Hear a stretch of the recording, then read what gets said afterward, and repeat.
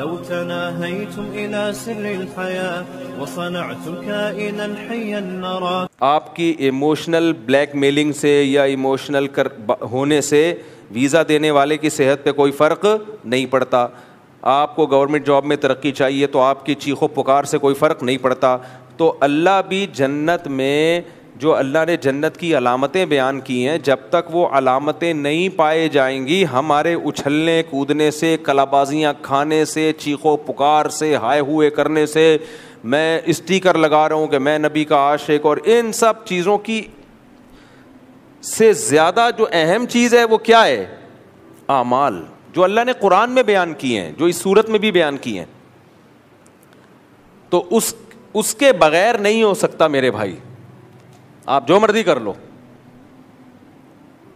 ایک اور بات ذہن میں آئی تھی, وہ نکل گئی اسی مثال کے تحت. خیر, اب ہو کیا رہا ہے, ہم یہ کر رہے ہیں کہ ان قوائف کو تو ہم پورا کر نہیں رہے جو اللہ اس کے رسول صلی اللہ علیہ وسلم نے بتائے ہیں, جو اسلام کی اصل تعلیمات ہیں, اور اللہ سے جنت کسی اور طریقے سے زبردستی حاصل کرنے کی کوشش میں لگے ہوئے ہیں. تو ایسا نہیں ہو سکتا بھائی, ایسا نہیں ہو سکتا.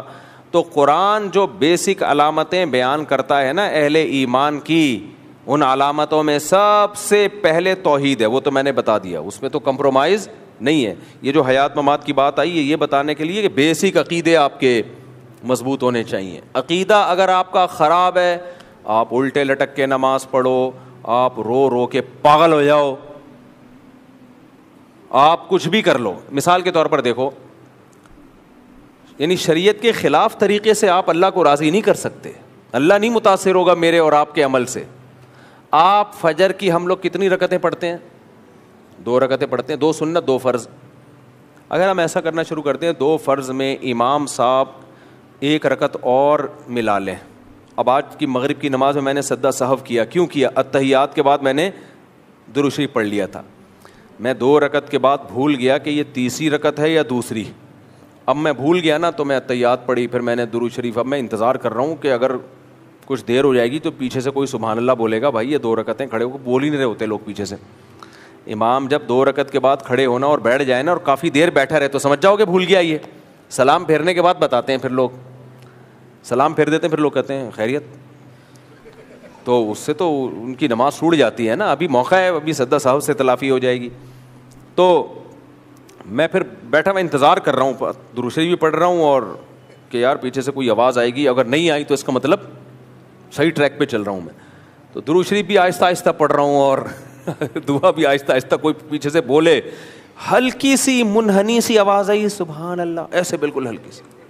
ایسا لگ رہا تھا وہ بھی کنفیوز تھے. تو مجھے تو ہلکا سا اشارہ چاہیے, میں سمجھ گیا کہ یار مجھ سے غلطی ہوئی ہے. اب مجھے ایک بات بتاؤ, میں نے آخر میں سجدہ سہو کیا, ٹھیک ہے نا. اب آپ مجھ سے پوچھتے مفتی صاحب سجدہ سہو کیوں کیا آپ نے؟ میں کہوں یار اتحیات کے بعد میں نے درود شریف پڑھ لیا تھا.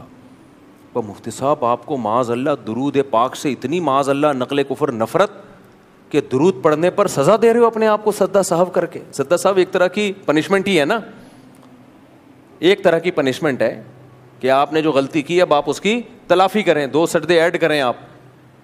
مفتی صاحب آپ نبی پہ درود و سلام آپ نے پڑھا, اللہم صلی علی محمد وعلی آل محمد کما صلیت علی ابراہیم وعلی آل ابراہیم انک حمید مجید. اتنا پیارا کلام, سیدنا ابراہیم علیہ السلام کا نام, سید الانبیاء محمد صلی اللہ علیہ وسلم کا نام, اور آپ پہ درود و سلام کے نذرانے پیش کیے جا رہے ہیں, اور پیچھے سے وہ کمبخت بول رہا ہے سبحان اللہ, یعنی غلطی ہوئی ہے آپ سے. وہ درود پہ آپ کو ٹوک رہا ہے درود پڑھنے پر, اور آپ بھی اس کے ٹوکنے پر سجدہ سہو کر کے یہ بتا رہے ہیں پبلک کو کہ آج مجھ سے غلطی ہوئی ہے. جب امام سجدہ سہو کرتا ہے پبلک سمجھ جاتی ہے امام سے کیا ہوئی ہے, غلطی. تو مفتی صاحب آج آپ سے غلطی ہوئی ہے, کیا غلطی؟ میں کہوں بھائی درود شریف پڑھ لیا تھا. تبھی تو لوگ کہتے ہیں یہ وہابڑے جنت میں نہیں جائیں گے. یہ وہابڑے, ان کو تو درود سے نفرت معاذ اللہ. وہ بھی وہابڑا جس نے ہلکا سا سبحان اللہ کہا تو شاید اسی فتوے کے ڈر سے اس نے ہلکا سا بولا کہ پتہ نہ چلے کس نے بولا ہے. وہ بھی جہنمی اور یہ بھی جہنمی. درود پڑھ رہے ہیں بھائی, درود پڑھنے پر ان کو سدا صاحب ہو رہا ہے. تو یہ دلیل بنے گی. ہم کیا کہیں گے بھائی دیکھو اللہ کے بندو, معاذ اللہ کوئی مسلمان درود کو غلطی نہیں کہہ سکتا, جتنا پڑھو کم ہے درود. لیکن اللہ نے جو جنتیوں کی علامت بیان کی ہے اور حکم دیا ہے اطیعوا اللہ و اطیعوا الرسول, اور نبی نے فرمایا, اللہ نے کہا رسول کی اطاعت کرو, اور نبی نے فرمایا صلو کما رأیتمونی اصلی, جیسے میں نے نماز پڑھی ہے ویسے نماز پڑھو. نبی مغرب کی 2 رکعتوں کے بعد صرف التحیات پڑھتے تھے اور کھڑے ہو جایا کرتے تھے. آپ کو نبی کی اطاعت کرنی ہے, اپنے جذبات کو نبی کی اطاعت پہ غالب کرنے کی کوشش نہ کریں. آپ اگر جان کر درود پڑھ لیا تو سدا صاحب بھی نہیں, نماز واجب الاعادہ ہوگی. اب تو نماز ہی لوٹانی پڑے گی, کیونکہ سدا صاحب تو غلطی سے جو غلطی ہو جائے, جان کر پڑھو گے نماز واجب الاعادہ, بھولے سے پڑھو گے تو سدا صاحب کرنا پڑے گا. یہ ہے شریعت کا مزاج جو آج ہم لوگ کی اس کھوپڑی میں نہیں آ رہا. ہم چاہ رہے ہیں جذبات کے ذریعے اللہ کو ہم راضی کریں, ایموشنل ہو جائیں ہم.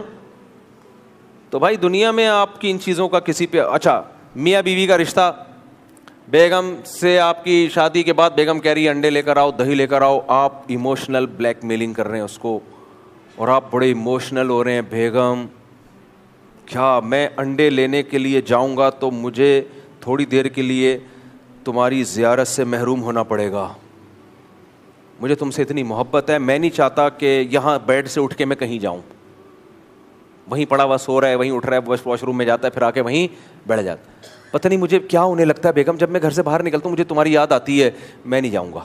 اپنے بھائی سے بولو وہ انڈے لے کر آئے, بھائی دہی لے کر آؤ, کھانا بننا ہے. بیگم دہی لینے کے لیے مجھے گھر کی چوکھٹ سے باہر نکلنا پڑے گا, جب سے تم اس گھر کی دہلیز پہ تمہارے قدم, وہ اردو مجھے گاڑی آتی ہے نا رفنجاں, پتہ نہیں کیا کیا لوگ, وہ ایک مولوی صاحب بیان کر رہے تھے, میں نے یہ منظر دیکھا تو انگشت بدنداں رہ گیا میں. وہ تقریر کر رہے تھے عوام میں بیان. ویسے تو اس کا مطلب آسان ہے, انگلیاں نہیں ہم حیرانگی سے دانتوں میں دبا دیتے, تو یہ حیرانگی سے کنایا ہے. میں نے کہا یار اتنے گاڑے گاڑے الفاظ آج کل مارکیٹ میں چلتے نہیں ہیں, یہ بولتے میں حیران ہو گیا کافی ہے. پنجابی میں حیران ہو گیا, اردو میں حیران ہو گیا, بس اتنا کافی ہے. انگشت بدنداں ہو گیا. ایک آدمی حکیم صاحب کے پاس گئے, کہنے لگے, وہ اردو ادب کے بڑے کوئی اسکالر تھے, تو انہوں نے کہا کہ حکیم صاحب خطوطان معدہ میں کچھ حالات خانہ جنگی سی ہو رہی ہے. حکیم صاحب نے کہا یار بہت سارے ملکوں میں جنگ کا میں نے سنا ہے, ابھی کوئی نئی جنگ چھڑ گئی ہے کسی ملک میں؟ بہت سارے ملکوں میں جنگ ہو رہی ہے, ابھی انڈیا پاکستان کی ریسنٹلی ہوئی ہے, تو ابھی کون سا ہے؟ وہ کہہ رہا بھائی خطوطان معدہ میں حالات خانہ جنگی سی ہو رہی ہے. حکیم کی سمجھ میں ہی نہ آئے, پھر وہ بار بار پیٹ کی طرف اشارہ, کم بخت یہ بولنا پیٹ میں درد ہو رہا ہے, یہ بول سیدھا سیدھا. تو آپ اپنے بیگم کو بڑے بڑے خوبصورت القاب انڈے میں لینے جا سکتا ہوں, کماؤ تو صحیح, میں کیسے کماؤں, کمانے کے لیے مجھے جانا پڑے گا تمہیں چھوڑ کے, میں تمہیں نہیں چھوڑ سکتا. تو اور پھر رونا شروع کر دیا آپ نے. وہ مان لے گی آپ کے اس ناٹک کو؟ بولو, بولے گی ناٹک کسی اور کے سامنے کرنا, یہ ناٹک 2-4 دن سے زیادہ چلتا نہیں ہے. یار ہم انسان ایک دوسرے کو جب تک ہمارا ایک بنایا ہوا کرائٹیریا ہے اس پہ کوئی نہ اترتا ہو, ہم نہیں مانتے, اللہ کیسے مان لے گا؟ اللہ ہمارے جذبات سے کیسے متاثر ہو جائے گا؟ فجر کی 2 رکعتوں کے بجائے میں 3 رکعتیں پڑھنا شروع کر دوں, آپ بولے یار مفتی صاحب یہ کیا کر رہے ہو؟ یار 1 رکعت بڑھا ہی رہا ہوں نا, 2 سردے کر دی, 1 رکوع کر دیا, تیرے کو کیا تکلیف ہے؟ بھائی ہمیں تکلیف نہیں ہے, نماز آپ کی نہیں ہوئی ہے, کیونکہ پیغمبر نے فجر میں 2 سنتیں اور 2 فرض. اتنا فقہائے کرام نے نبی کی اطاعت کو فالو کیا ہے کہ صبح صادق کے بعد فجر کی 2 سنتوں کے علاوہ کوئی اور نماز پڑھنا بھی مکروہ ناپسندیدہ. کیوں؟ کہتے ہیں بھائی نبی نے تہجد کی نماز کے بعد جب صبح صادق ہوتی تھی آپ فجر کی 2 سنتوں کے علاوہ کوئی اور نماز نہیں پڑھتے تھے, حالانکہ منع بھی نہیں کیا. اب اگر آپ تہجد کے بعد صبح صادق ہو گئی, اب آپ کہہ رہے ہو فجر کی 2 سنتیں تو میں نے پڑھ لی ہیں, چلو 2 رکعت اور اللہ کو راضی کرنے کے لیے پڑھ لوں, وقت تو ہے بھی فجر کی نماز میں. کسی بھی مفتی سے پوچھو کہے گا جائز نہیں ہے. آپ کہو گے ناجائز ہونے کی کیا دلیل ہے؟ نبی نے کب منع کیا کہ جس نے 2 سنتیں ذرا جلدی پڑھ لی ہوں تو مزید 2 نفل نہیں پڑھ سکتا؟ اب دکھاؤ کوئی حدیث جس میں نبی نے منع کیا ہو. کوئی حدیث نہیں دکھا سکتے. کہیں گے بھائی نبی سے زیادہ آگے کیوں جا رہا ہے؟ نبی سے زیادہ نمازوں کی حرص کسی میں بھی نہیں تھی. قرۃ عینی فی الصلاۃ، نبی نے فرمایا میری آنکھوں کی ٹھنڈک نماز میں ہے. جب آپ نے صرف 2 رکعتیں اور وہ بھی مختصر پڑھی ہیں ہلکی، تبھی فجر کی 2 سنتیں ہلکی پڑھنا سنت ہے. قل یا ایھا الکافرون پڑھیں پہلی رکعت میں، دوسری میں قل ھو اللہ احد. لمبی پڑھنا سنت نہیں ہے. کیوں؟ آگے فجر لمبی پڑھیں، پھر آپ فجر کی 2 فرض لمبی پڑھیں آپ. اب آپ کہہ رہے ہو نہیں میں 2 نہیں، میں تو 4 پڑھوں گا، میں تو 8 پڑھوں گا، میں تو 10 پڑھوں گا. بھائی تو کیوں اپنی طرف سے شریعت لا رہا ہے؟ کہہ رہا ہے میں مجھے نماز میں مزہ آتا ہے، میری آنکھوں کی ٹھنڈک نماز میں ہے، اور مجھے کیوں روک رہے ہو نماز سے؟ پھر قرآن کی آیتیں فٹ کرنا شروع کر دے. ارأیت الذی ینہی عبدا اذا صلی، قرآن میں آتا ہے کہ اے نبی آپ نے اس بدبخت کو دیکھا کہ جب کوئی نماز پڑھتا ہے تو وہ بدبخت اس کو روکتا ہے. ایسے بدبخت بھی ہیں دنیا میں کہ آپ نماز پڑھ رہے ہو تو وہ آپ کو روکے. تو آپ نے کہا وہ بدبخت تو ہی ہے، اصل میں ابو جہل کی اولاد ہے تو. کیوں؟ ابو جہل بھی یہ کام کرتا تھا، ابو لہب. قرآن نے اس کی برائی بیان کی ہے کہ بھلا ایسے بدبخت کو دیکھا کہ ایک آدمی اللہ کی عبادت کر رہا ہے اور وہ عبادت سے روکتا ہے، تو بھی مجھے عبادت سے روکتا ہے، بتا 2 رکعت جو میں پڑھ رہا تھا نماز ہے یا نہیں؟ کہ کہاں ہے. اور نبی نے کہیں اس نماز سے روکا نہیں؟ بھی کہیں بھی نہیں روکا نبی نے. اب کہیں بھی نہیں ملتی ہمیں حدیث کے نبی نے فجر کی 2 سنتوں کے بعد فرض سے پہلے 2 رکعتوں سے روکا ہو نبی نے. تو اس کا مطلب وہ جو قرآن میں آیتیں ہیں نا، میں قرآن پڑھ رہا ہوں، ریفرنس دے رہا ہوں. آج کل ریفرنس کے بھرم بہت ہیں. ریفرنس دے دو تو بس جو مرضی حلال کو حرام اور حرام کو حلال کر لو. لوگ اس ریفرنس سے متاثر ہوتے ہیں. بھائی اس ریفرنس میں جا کے دیکھو اس کا سیاق و سباق کیا ہے، یہ کس موقع پہ نازل ہوئی ہے، اس کا ترجمہ کیا ہے، اس کا مفہوم کیا ہے. نا مفہوم نہیں دیکھتے تو فوراً فتویٰ لگا دیا کہ یہ تو نماز سے روک رہا ہے، وہ جہنمی تو ہی ہے، تو کس سے روک رہا ہے؟ نماز سے. تو ہم کہیں گے بھائی نماز سے وہ 2 طرح کا روکنا ہوتا ہے. ایک روکنا وہ کہ کسی کو اللہ کی عبادت سے ہی چیڑو اور وہ آپ کو نماز سے روک رہا ہو، اور ایک یہ ہے کہ نماز سے اس لیے نہیں روک رہے کہ اس کو نماز سے نفرت ہے. وہ کہتا ہے نماز پڑھو لیکن سنت کے مطابق، جس طرح نبی نے پڑھی ہے. مکروہ وقت میں نبی نے نماز پڑھنے سے منع کیا، نہیں کر سکتے سرداب. تو اس پوری بحث سے میں کیا بتانا چاہتا ہوں بھائی، یہ سب باتیں جنرل نالج کے لیے نہیں ہے، یہ بتانے کے لیے کہ اسلام ہمارے جذباتی پن سے متاثر بولو نہیں ہوتا.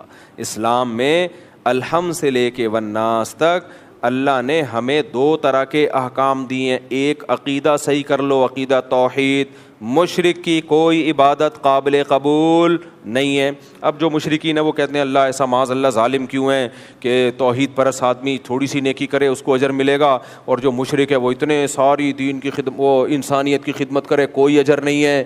تو یہ کیا ہے بھائی؟ اللہ ظالم جب ہوتا ہے جب اللہ نے آپ کے پاس توحید کا آپشن نہ رکھا ہوتا. اللہ کہتا ہے شرک چھوڑ دو تو آج تمہاری ساری نیکیاں قبول. تو شرک تو آپ نے زبردستی اختیار کیا ہوا ہے نا. تو لوگ ہم پہ دباؤ ڈالتے ہیں کہ مشرک کو بھی جنتی. بھائی یہ جنت ہم نے نہیں بنائی، جہنم ہم نے نہیں بنائی. ہمارا کام ہے اللہ کی باتیں لوگوں تک پہنچا دینا. اللہ کہہ رہا ہے میں نے مشرک پر جنت کو حرام کر دیا ہے. جو اللہ کہہ رہا ہے تو جنت بنائی کس نے ہے؟ اللہ نے بنائی ہے. تو پہلی چیز عقیدہ. نمبر 2 اعمال. پھر اعمال میں 2 قسم کے اعمال ہیں، ایک جسمانی اعمال اور ایک دل کے اعمال. ہوا و حرص والا دل بدل دے، میرا غفلت میں ڈوبا دل بدل دے.